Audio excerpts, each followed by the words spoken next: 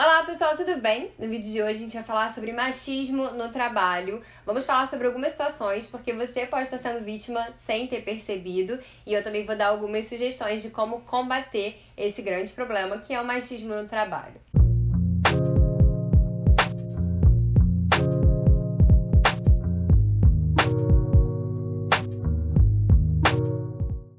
Felizmente, de uns tempos pra cá, a gente tem ouvido falar mais sobre essa questão, que é do machismo no trabalho ou no mercado de trabalho. Então, por exemplo, a gente já ouviu falar bastante, inclusive pela própria mídia, sobre a diferença salarial entre homens e mulheres para exercer a mesma função ou cargo, e também sobre a participação bem reduzida das mulheres em cargos de chefia.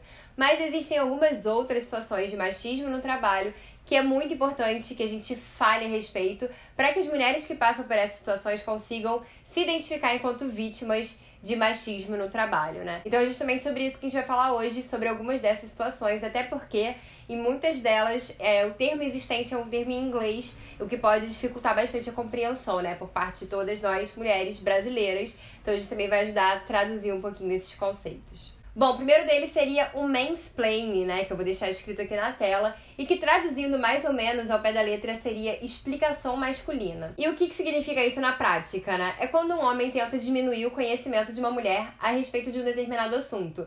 Então ele pega algum assunto que aquela mulher domina e tenta explicar para ela, assim, muito didaticamente, né, utilizando uma explicação muito simples para falar sobre um assunto que ela já domina. Então, resumidamente, é explicar para uma mulher algum conceito que ela já domina de uma maneira muito simples, muito didática, ou rebater algum argumento dela de maneira muito incisiva, como se ela não soubesse do que ela tá falando. E como é uma situação muito incômoda, muitas vezes a gente fica meio que de mãos atadas, né? Sem saber como reagir a isso. Porque claramente você sabe do que você tá falando, mas aquele cara tá agindo como se você não soubesse. Então eu separei algumas frases pra gente ter ali na manga pra falar quando isso acabar acontecendo. E por favor, não tenha medo de ser grossa, não tenha medo de ser rude. Você precisa se impor nessas situações, tá? Vou falar quais seriam as frases que eu usaria nessas situações.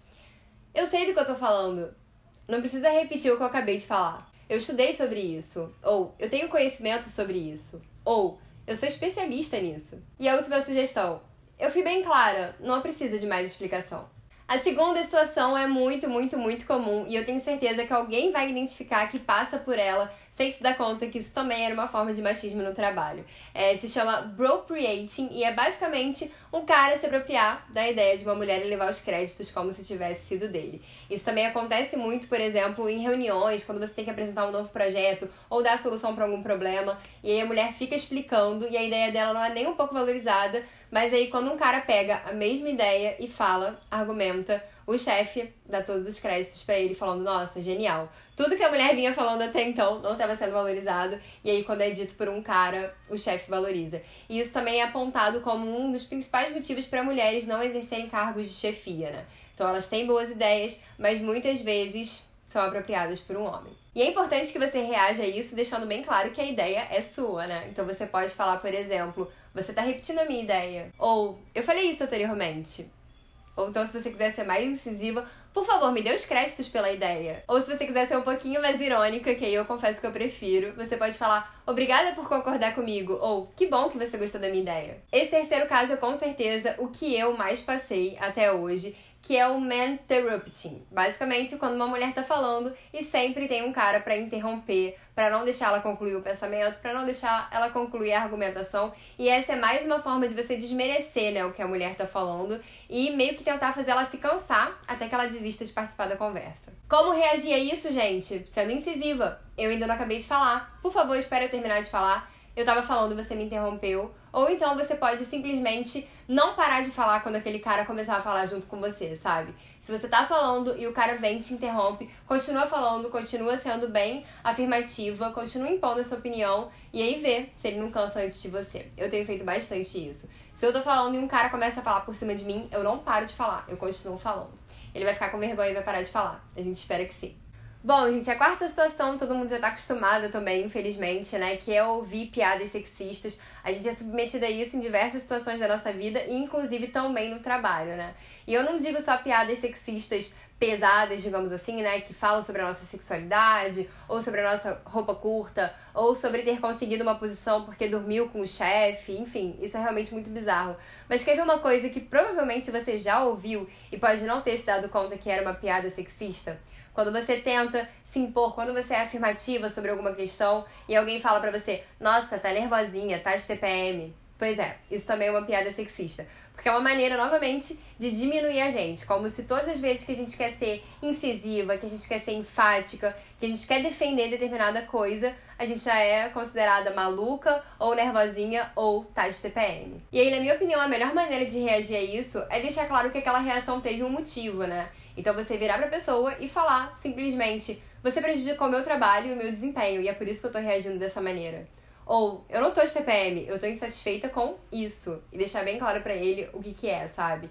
É ser assertiva, não rir, não achar engraçadinho que ele tá diminuindo o que você tá falando, dizendo que você tá de TPM. É falar, não, eu não tô de TPM, eu tô insatisfeita porque você fez isso. E por último, outra situação que é muito recorrente, né, são os casos de assédio no trabalho, que muitas vezes, na grande maioria das vezes, nós mulheres ficamos sem saber como reagir àquilo, e aí por diversas questões, desde medo de perder emprego, até a gente ficar pensando se foi mesmo aquilo que a gente entendeu, será que eu não tô maldando? Muitas vezes a gente se culpabiliza, né, e se invisibiliza para não reconhecer, para não levar adiante uma queixa sobre assédio. Assédio é muito comum no trabalho, nós mulheres sempre sofremos com isso, e você também pode tentar reagir a isso de uma maneira um pouco mais enfática, né? Falando pra pessoa que aquilo incomodou, eu não gostei dessa brincadeira, você me deixou desconfortável, você tá sendo inconveniente. E uma maneira muito boa de reagir a isso é fazendo uma contra-pergunta, que muitas vezes deixa o cara sem graça. Então ele faz ali algum comentário de assédio, algum comentário bizarro, você vira pra ele e fala,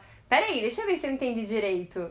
E relata o que ele acabou de fazer, sabe? Isso é muito eficaz, geralmente a pessoa fica muito sem graça. E, gente, infelizmente, além dessas, existem ainda muitas outras, né, situações de machismo no trabalho, como, por exemplo, a imposição de determinado dress code, justamente a questão de diferença salarial, casos e casos de assédio moral, de assédio sexual, a própria questão da dificuldade de mulheres alcançarem vagas de liderança. Também existe uma problemática muito grande com relação a mulheres que são demitidas depois de retornarem da licença maternidade, ou que são extremamente pressionadas por seus chefes para não engravidarem no momento que elas querem, para não atrapalhar o rendimento da empresa.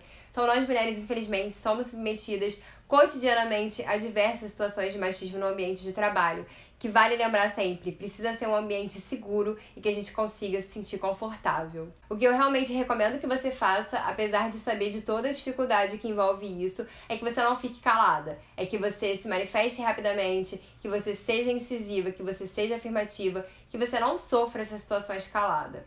Também é muito importante reportar esses casos para o setor de recursos humanos da empresa, porque assim pode ser que ele consiga mudar alguma coisa. Por favor, não tenha vergonha de demonstrar o seu incômodo, nem medo de ser ou parecer grossa ou rude. Esse tema é muito importante e precisa conquistar seu devido espaço. A gente precisa falar cada vez mais sobre isso, trazer essa discussão para dentro dos ambientes das empresas, para dentro dos trabalhos de nós mulheres e também ambientes em que não tenham mulheres, para que a gente possa de fato discutir essa temática, pensar e promover políticas inclusivas, conversar individualmente com cada colaborador da empresa e desconstruir ideias machistas, retrógradas e bizarras sobre homens e sobre mulheres. Não abaixe a cabeça e não permita ser diminuída.